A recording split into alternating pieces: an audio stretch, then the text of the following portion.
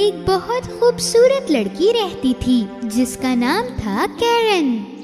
वो एक छोटे से घर में अपनी अम्मी के साथ रहा करती थी। वो अपनी अम्मी से हर एक बात जानना चाहती थी। मम्मी, ये छोटी छोटी चीजें क्या चमक रही हैं आसमान में? ये सब सितारे हैं बेटा। जो लोग दुनिया छोड़कर जाते हैं वो सब सितारे बन जाते हैं बेटा, और आसमान में हमेशा के लिए चमकते रहते हैं। कैरन के पास सिर्फ एक खिलौना था, एक ही कपड़े थे और एक ही चप्पल थी। वो चप्पलें उसकी अम्मी ने बनाई थी, जो उसको काफी ज्यादा चुभती थी। एक दिन कैरन की अम्मी बहुत ज्यादा बीमार हो गई, तो कैरन शहर चली गई अपनी अम्मी के लिए दवा लेने। उसे रास्ते में लाल जूते दिखे।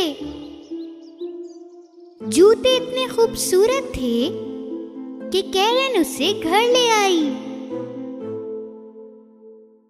देखिए अम्मी, ये जूते मुझे रोड पर से मिले हैं। कितने खूबसूरत हैं ये। शायद ये किसी और के हैं कैरन, तुम इन्हें वापस रख कर आ जाओ। अगर ये किसी के होते तो वो इसे ऐसे पार्क में नहीं छोड़ते। हो सकता है कि कोई गलती से भूल गया हो। कुछ भी हो, ये मुझे मिला है और अब ये मेरा है। मैं इसे वापस नहीं रख के आऊंगी। मेरी प्यारी बेटी सुनो, मैं इस लायक नहीं हूँ कि तुम्हारे लिए नए जूते खरीद सकूं, इसलिए तुम किसी और के जूते मत पहनो।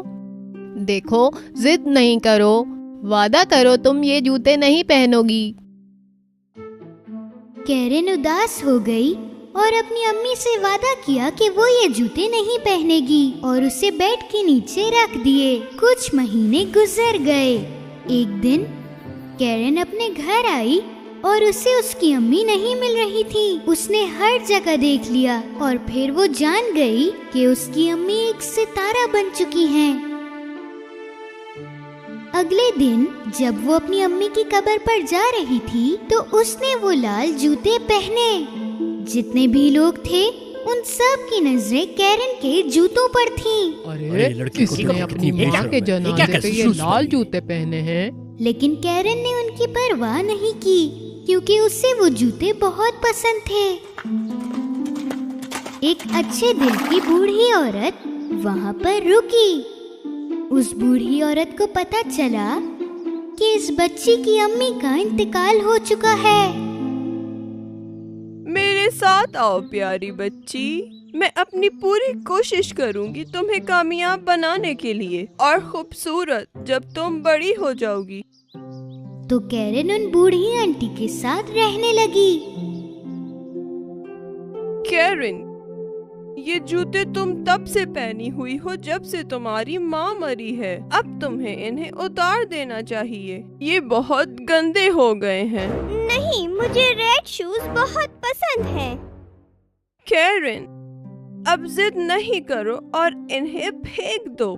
मैं तुमसे वादा करती हूँ कि मैं तुम्हें नए जूते दिलाऊंगी। कैरन बूढ़ी औरत को नाराज नहीं करना चाहती थी, इसीलिए उसने अपने जूते कचरे में फेंक दिए।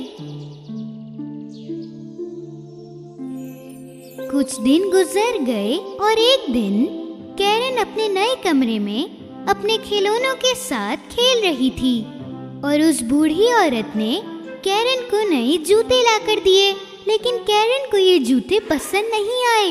ये तो नीले हैं और ये बहुत बुरे हैं। मुझे ये जूते नहीं चाहिए।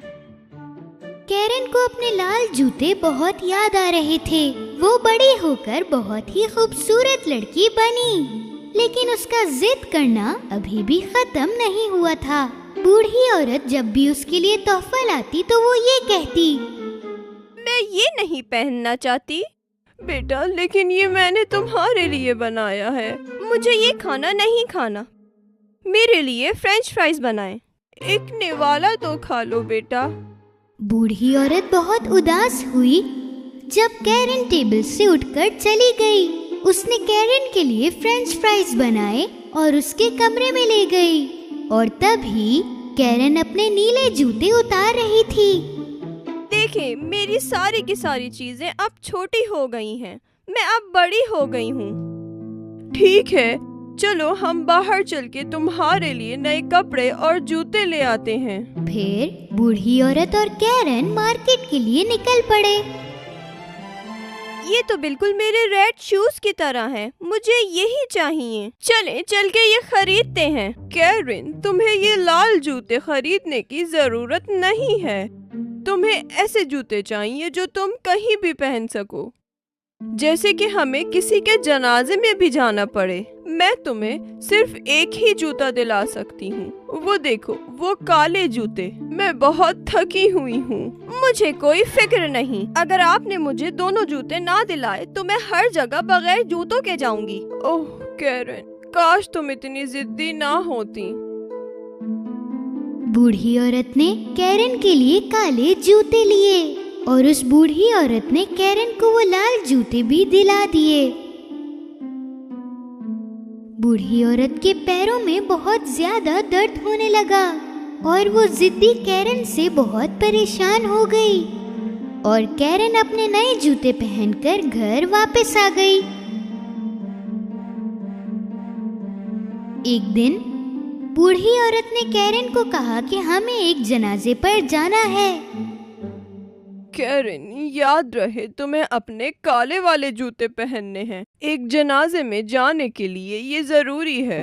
कैरन ने अपने काले जूतों को देखा और उसके बाद अपने लाल जूतों को।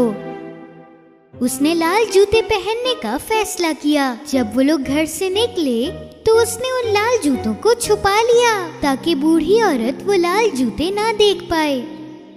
जनाजे पर सबने कैरन के जूते देखे जो कि बहुत चमक रहे थे। सारे लोग एक दूसरे से कैरन के जूतों के बारे में बातें करने लगे। जब बूढ़ी औरत के कानों में वो बातें आई तो वो बहुत गुस्सा हो गई। तुमने वो नहीं किया जो मैंने तुमसे कहा था और तुमने वापस से लाल जूते पहन लिए। तुम बहुत जिद्दी हो कैरन, थोड़ी इज्जत करना सीख लो। एक खूबसूरत शहजादा उस वक्त वहाँ से गुजर रहा था। वो कैरन के पास आके रुका और उसकी तारीफ करने लगा। कितनी प्यारी हैं आप, और ये जूते आप पे कितने प्यारे लग रहे हैं। ओह शहजादे, आप तो मुझे शर्मिंदा कर रहे हैं। तुम बहुत अच्छी डांसर लग रही हो। मैं तुम्हें आज की रात डांस पार्टी में इनवाइट करना चाहता हूँ। तुम जरूर आना। शहजादे की ये बात सुनकर कैरन खुशी से डांस करने लगी, लेकिन कुछ देर बाद कैरन अपने आप को रोक नहीं पा रही थी। ओह, मैं अपने पाँव क्यों नहीं रोक पा रही हूँ? ये आखिर क्या हो रहा है? ओह! कैरन डांस करते करते वहाँ से भाग गई और शहजादा उसके पीछे गया। कैरन, वापस आओ। शहजादे ने उसका पीछा किया, लेकिन थोड़ी देर बाद वो गायब हो गई। कैरन के लाल जूते उससे भी ज्यादा जिद्दी थे। वो जूते उसे पहाड़ों के ऊपर भी ले गए और उससे दिन रात बस नचाते रहे। कैरन के पैर बहुत दर्द करने लगे और वो जोर जोर से चीखती रही। जबकि वो मिट्टी में गए और झाड़ियों में भी गए, लेकिन वो रुके नहीं। ओह, बहुत हुआ, मैं थक गई हूँ। मैं आइंदा से जिद नहीं करूँगी। मैं वादा करती हूँ, प्लीज रुक जाओ। जूतों, प्लीज रुक जाओ, रुक जाओ।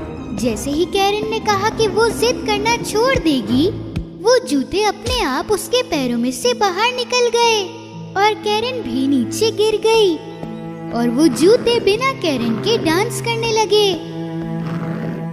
कैरन के पैरों में बहुत ज्यादा दर्द था, इसलिए उसने एक लकड़ी उठाई और उसके सहारे अपने घर गई। कैरन अपना घर देखकर खुशी से रोने लगी। वो बूढ़ी औरत के पास गई और उससे गले लगा लिया। मैं जानती हूँ कि मैं जिद्दी थी, लेकिन मैं आइंदा से अब जिद नहीं करूँगी। जब कैरन ने जिद करना छोड़ दी तो सब कुछ सही रहने लगा।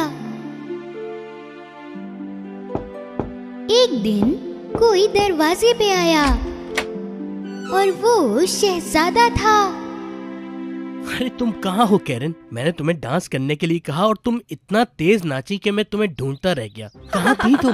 कैरन शहजादे को देखकर बहुत खुश थी और उस दिन से शुरू हुआ कैरन और शहजादे का प्यार। उसने जिद करना छोड़ दिया और वो अपनी जिंदगी खुशी से गुजारने लगी।